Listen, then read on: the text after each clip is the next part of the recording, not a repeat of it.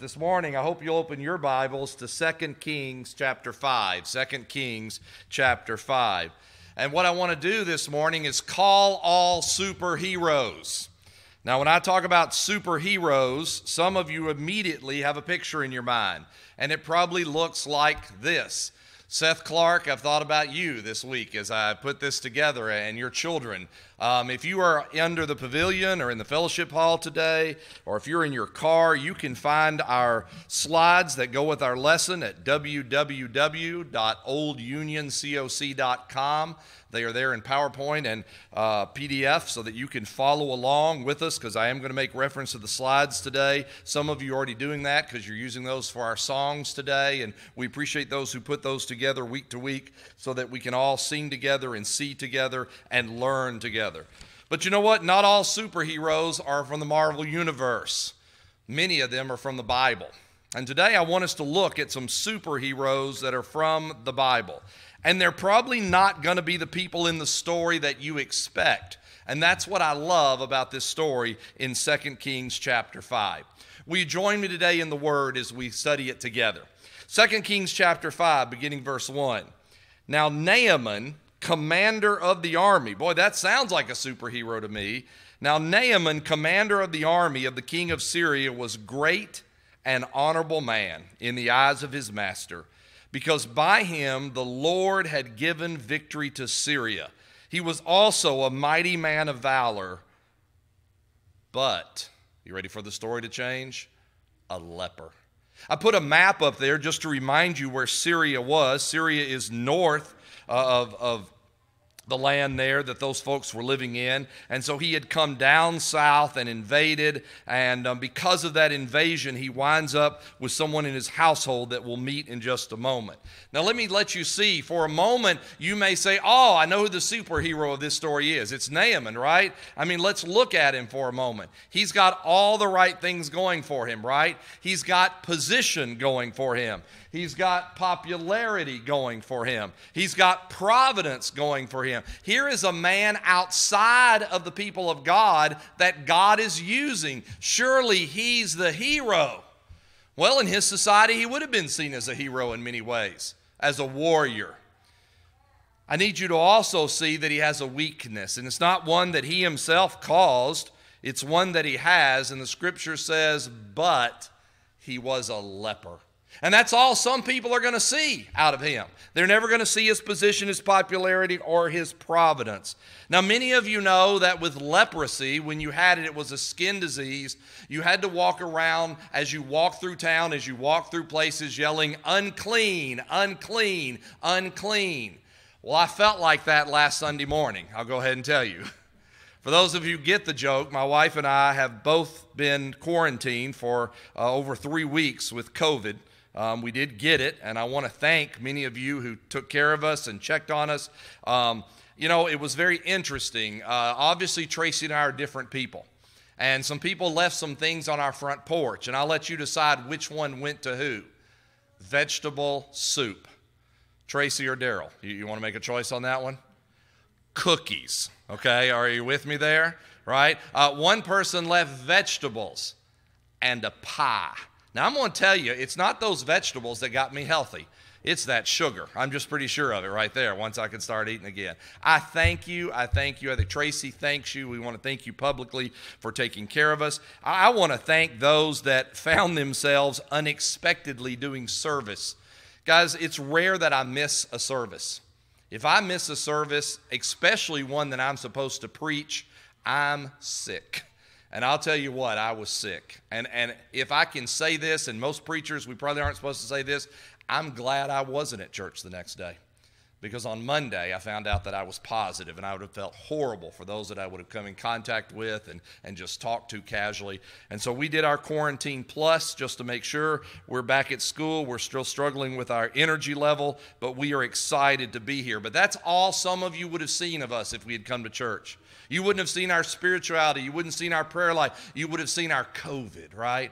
Well, that's how some people see Naaman. Well, he's really not the hero of this story. And that may surprise you, so let's keep reading, if you will. And the Syrians had gone out on raids and had brought back captive a young girl from the land of Israel. A young girl, taken away from her family, her land, her language, her culture, all she'd ever known. She waited on Naaman's wife. Then she said to her mistress, "If only my master were with the prophet who was in Samaria, for he would heal him of his leprosy." And Naaman went in and told his master, saying, "Thus and thus said the girl." I love that in the Bible. Thus and thus. They didn't repeat the story. Any of you ever said yada yada? Remember yada yada, right? I mean, they don't tell it again what she said. He goes, well, he said that, and the Bible just kind of cuts the story short, right? Thus and thus said the girl who's from the land of Israel. A little girl.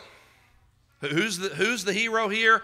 A little girl who's been taken from her land and her language and her culture, mentions to the lady that she waits on as a servant / slave and says, if your husband were where I were from, he could be healed. And the message gets back to Naaman, and Naaman takes it to his master and says, I hear that I can be healed of this leprosy somewhere else. You know, the hero of this story is a servant girl. The hero of this story is a girl who didn't have to tell her master how he could be healed. You know, Naaman may have very likely been the one who captured her. She could have said, you know what, he took me away from my land, and he took me away from my language, and he took me away from their culture, and he took me away from my family. Good. I'm glad he's got leprosy. And I hope he has it the rest of his life. But you know, that's not the attitude she took. The attitude she took was she knew of a power that could help. Guys, how many of us living in a time of leprosy know a power that could help? And we have not talked about it, we have not shared it, we have not glorified it, and we have not joyfully proclaimed that we know a God and a Jesus and a Spirit. Amen? Yeah. And so here this girl does this. She's a young girl from Israel, right? And she knows that he can get help somewhere else. And so Naaman will actually approach the king. Naaman will approach the king. We think it to be Ben-Hadad the first, for those of you into history, and says, is there something that I can do to go find this man? Well, let's see what the scripture says happens. Then the king of Syria said, go now, and I will send a letter to the king of Israel. Kings talking to kings, ambassadors to ambassadors, countries to countries. We see it in the news today. So he departed and took with him 10 talents of silver, 6,000 shekels of gold, that's a lot of money, and 10 changes of clothes. Now that wasn't for him to pack, that was to gift. Then he brought the letter to the king of Israel, which said, now be advised when this letter comes to you that I have sent Naaman, my servant, to you that you may heal him of leprosy. You know what I love about Naaman? He didn't hear all the directions. Can I tell you what? And some of you have lots of stories about this. Do any of you always hear all the directions? And I don't know if it's a man thing, because men, sometimes we don't do real good if we have more than 3 directions. I can't tell you the times I've told a student to go over there, staple your paper, hole punch it, put your name on it, and turn it in. And they walk over there and they hole punch it and they bring it back and go, what else was I supposed to do, right? The little servant girl did not say the king of Israel could heal him. Yet Naaman goes to the one that he thinks has the power. You know, one of his problems is he looked to the wrong source.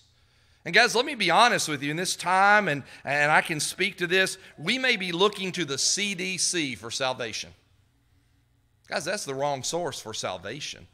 We may be looking to a government or an election for salvation. That's the wrong source for salvation. You may be looking to a talk show or a radio show. That's the wrong place. Naaman went to the wrong place for salvation, to be cured. The king had no earthly idea how to fix the problem. And now you have a king who has a warrior standing in front of him saying, heal me. And this is a warrior who's invaded your country. And if you can't do it, what are the political ramifications of that? Well, let's see what the scripture says as we continue to read. And it happened when the king of Israel read the letter that he tore his clothes and said, am I God? Am I God to kill and make alive, that this man sends a man to me to heal him of his leprosy? Therefore, please consider and see how he seeks a quarrel with me." The king of Israel says, "What? What am I supposed to do with this guy? He's come to be healed of leprosy, and I don't heal leprosy. I don't even know how to heal leprosy. And has he come here to pick a fight because he's already invaded us once, and here he is, and maybe this is some kind of pre-invasion of the army of Syria?" He tears his clothes. That's a sign of, I don't know what to do. And guys, if we had this time period where we tore our clothes because we don't know what to do, about every night when the national news goes off, we'd tear our clothes, don't we? We just don't know what to do because we're looking to the wrong source. So let's see what happens when the story changes. Verse 8. "So it was when Elisha, the man of God, heard that the king of Israel had torn his clothes, that he sent to the king saying, 'Why have you torn your clothes?'" Guys, why are you pulling your hair out? Maybe it's just falling out. I don't know. Why are you pulling your hair out? Why are we so worried as the church and as Christians? Why are we so concerned about what's coming and what's it going to look like? Can I tell you a secret, church? I already know what's coming, and I already know what it looks like because God wrote it in Revelation. Amen? And you know how it ends? The church wins. The church wins. Your party may not win, your country may not win, but the people of God in the end win. And we need to be reminded of that. Guys, there will be no evil. There will be no sickness. There will be no tears. And if you don't need to hear that this morning, I need to hear that this morning. I need to hear that we win. No matter what happens in history, no matter what happens in politics, no matter what happens in virology, we win. And so Elisha says, "Why are you so upset? What's going on? Why have you torn your clothes?" Here's what Elisha says, "Please let him come to me, and he shall know that there is a prophet in Israel." Guys, how many people at your workplace, how many people in your school, maybe even in this church need to be reminded that there's still a prophet in Israel? And what I mean by that there is a God, and there is a Son, and there is a Spirit, and they are in you. And when you go to your workplace, and when you go to your school, and when you sit in your doctor's office, and when you talk to your neighbor, and when you call your friend, you are the reminder that there is more. That there is more. "Why have you torn your clothes? Please let him come to me, and he shall know there's a prophet in Israel." Then Naaman went with his horses and chariot, and he stood at the door of Elisha's house. And Elisha sent a messenger. And Elisha sent a messenger to him saying, "Go and wash in the Jordan 7 times, and your flesh shall be restored to you, and you shall be clean." A couple things here. Elisha doesn't go out to the guy. He just sends a messenger. He tells him what he needs to know. Guys, we're the messengers. Do you know the Great Commission? Go ye into where? All the world and preach. You know where the world is? Your neighbor. You know where the world is? When you're standing in line at grocery store. You know where the world is? When I'm sitting in class with a bunch of students. You know where the world is? Right here in this room sometime. He says, "Go and wash." Look at Naaman's reaction in verse 11. Are you with me? Naaman has just taught, some of you, and I'm going to be this way too. Can we be honest as a church? A lot of you have been to the doctor, and the doctor said, "Here's what you need to do. You need to cut back on sugar, you need to cut back on salt, and you need to lose weight," and you're left saying, "That doctor doesn't know anything." So I see some of you laughing and smiling at that, and I'm going to be one of those guys too. That's just what happened. He goes to the prophet, and the prophet says, "Wash in the Jordan 7 times," and Naaman basically says, "That man doesn't know what he's talking about." Well, Naaman, you're the one who came to be healed. But Naaman became what? Furious. Furious. And went away and said, "Indeed, I said to myself." I want you to look at that for just a moment. Naaman says, what? I said to myself. The servant of God, Elisha, said, "Here's the answer to your problem." And the person who had the problem said, no, that's not it. How many of us have ever been there? How many of us have had someone try to teach us a lesson? Some of you have small children in the room and you're teaching things like how to tie their shoe. And you're trying to help them and they say what? No, I can what? Do it myself. And if you want a true proof of this, let's go out to the parking lot right now. Let's raise the hood of a car that doesn't start. And every man is going to be around that car telling you how to make it start. And the person who can't start it's going to be saying what? No, I got this. I got this. True? And we're going to let everybody in this church drive out of the parking lot with that car not running and us saying, I got this. And then some of you are going to be mad that nobody tried to help you. Now, folks, that's who we are as human beings. And every man has tried it. Every man has said, I think it's the battery. I think it's the starter. I think it's the distributor. I would name other parts, but that's about where mine ends, okay? Naaman says, I'm furious. I'm furious. Because what? I said to myself. How many of you have thought you know more than God? Now you're going to say, oh, whoa, we're not going to say that. Really? You've made decisions in your life. You've made decisions in your life that were not of God. And they wound you up in ungodly places, and you wondered how you got there. Let's see why he's mad. 2 Kings chapter 5, verse 10. He will surely come out to me and stand and call on the name of the Lord his God and wave his hand over the place. Now, I don't know that I'd ever noticed that before. Over the place. I don't know how bad Naaman had leprosy. I don't know that it was all over his body. I don't know when he got it and how long he dealt with it or whether this was a new thing. But it seems to see here that he expected him to wave his hand over the place. Maybe he was a new leper. A new leper. And he knew what this was going to do to his career. And wave his hand over the place and heal the leprosy. And then he goes on, and this is Naaman. Are not the Abna and the Pharpar, the rivers of Damascus, better than all the waters of Israel? Could I not wash in them and be clean? So he turned and went away in rage. Guys, how many of us have had the opportunity to do good, to be good, to show Christ, to show Jesus, and we decided that that person wasn't worth it? Yeah, that's something you decided, not Jesus on the cross, because he died for everybody. Or that situation wasn't worth your time, or your effort, or your talent, and we've all thought something else was more important. We've all seen a cleaner river because that one wasn't where we wanted to go. And he says, if I'm going to dip in a river, I could have done that back home. Well, guys, God tells us how to be saved.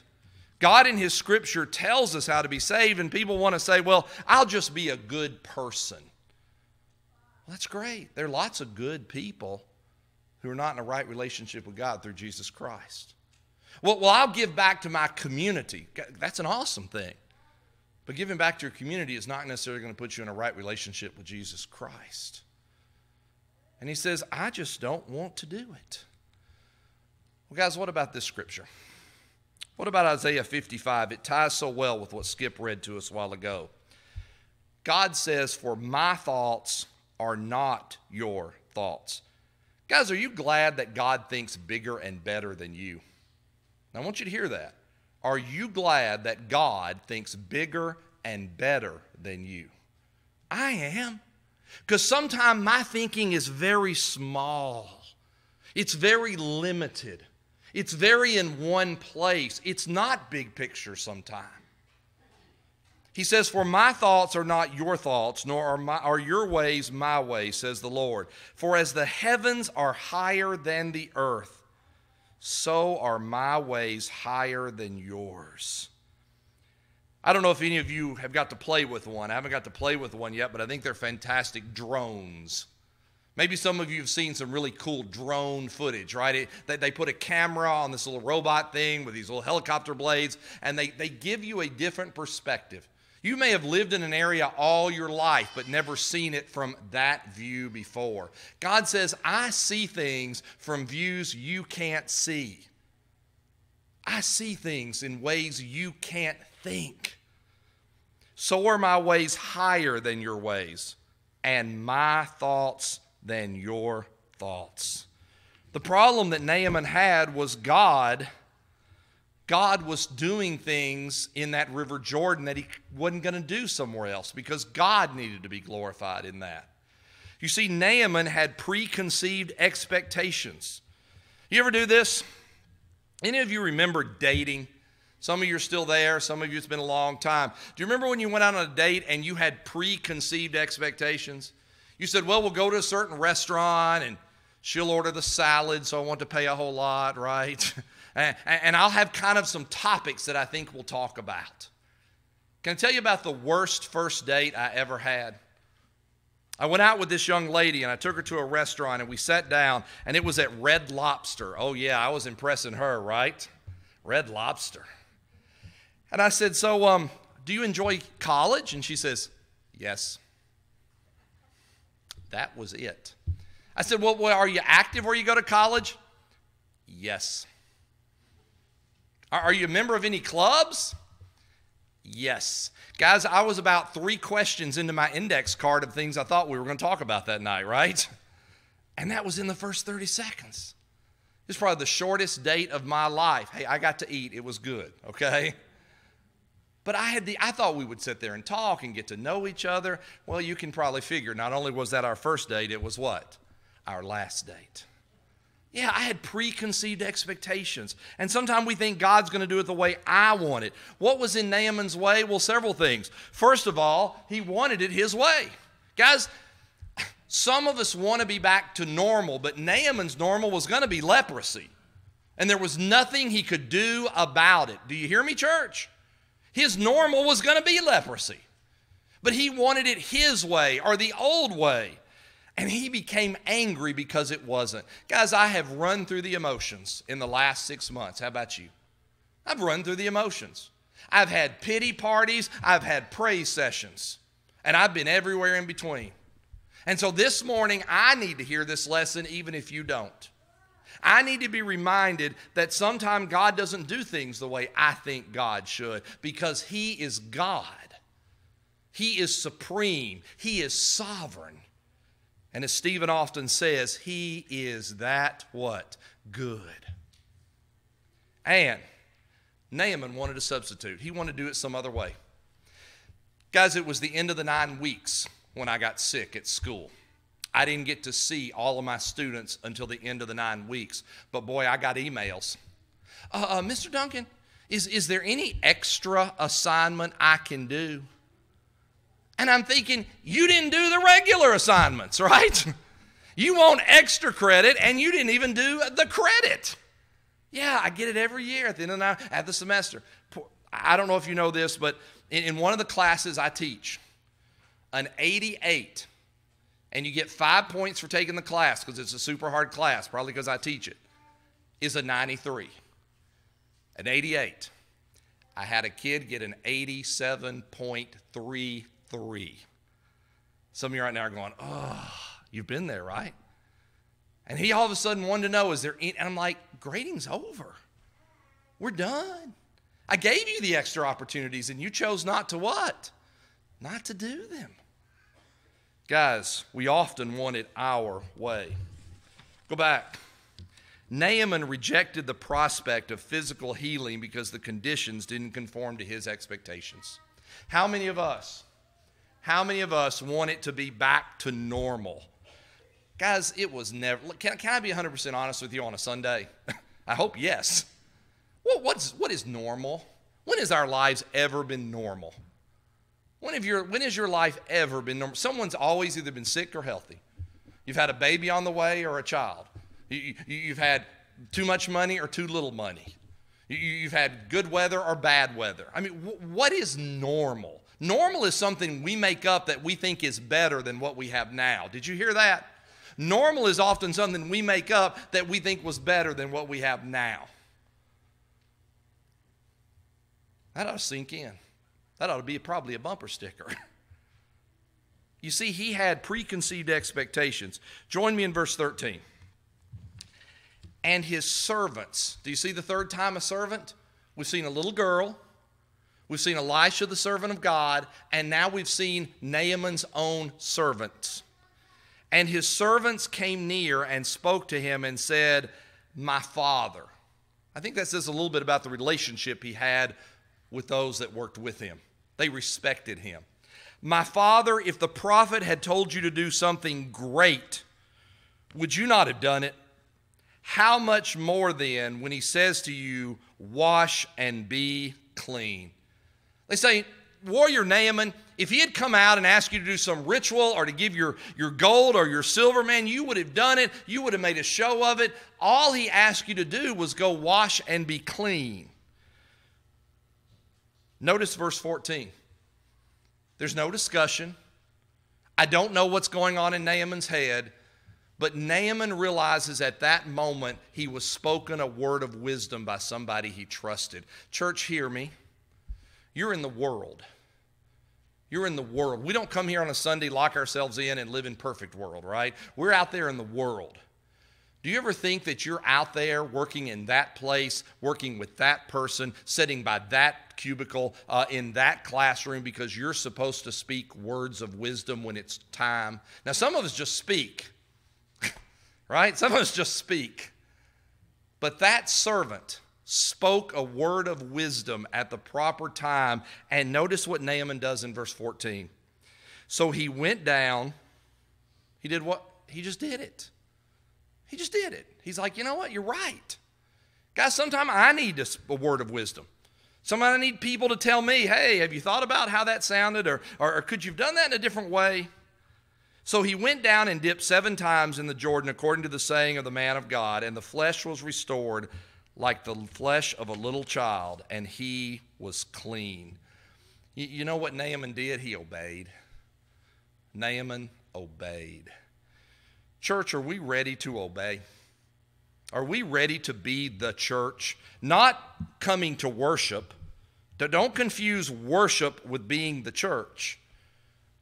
The church gathers to worship and then goes and bees the church, the called out, the rest of the week. And then we come back and fill ourselves back and go back. Look at what happened in verse 15 really quickly as we close. And he, that's Naaman, and he returned to the man of God, he and all his aides, and came and stood before him and said, "Indeed, now I know there is no God in all the earth except in Israel." You know what Naaman learned in this? That there's a God.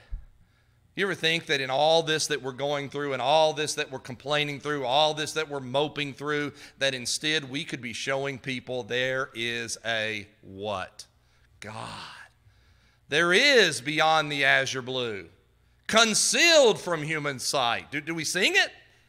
Do we live it? Do we live it? Indeed, now I know there is no God in all the earth except in Israel. Now, therefore, please take a gift from your servant. He says, I want to pay you for that. Look at Elisha's answer. But he said, as the Lord lives before whom I stand, I shall receive nothing. And he urged him to take it, but he refused.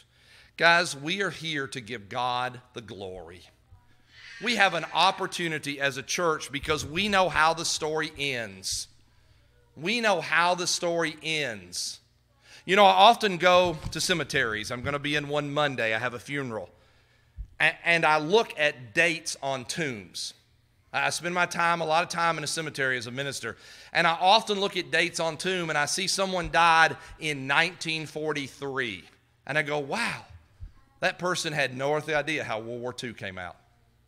Or I see someone who died in 1932 and I go, wow, that person has no earthly idea if the Great Depression ever got any better. Or I see someone who dies whatever time, wow, that person never knew what happened in that election or in that war or in that time period. You know what they did? They gained their eternal reward. They gained their eternal reward. I bury a man on Monday who lived 91 years. 91 years. He will never know on this side of eternity what happened with COVID. But you know what he will know? God, because he was a Christian and he'd given his life to Jesus Christ in 1953. That's what he'll know. And if we don't amen that and praise that, we should, church. So what's our conclusion this morning? Well, obedience and faith healed this man. And guys, it isn't any different for us today. It is no different for us today. And secondly, are you willing to be obedient and put faith in God so that you too can be saved? What does it say in Acts chapter 22? And now, why are you waiting? Arise and what?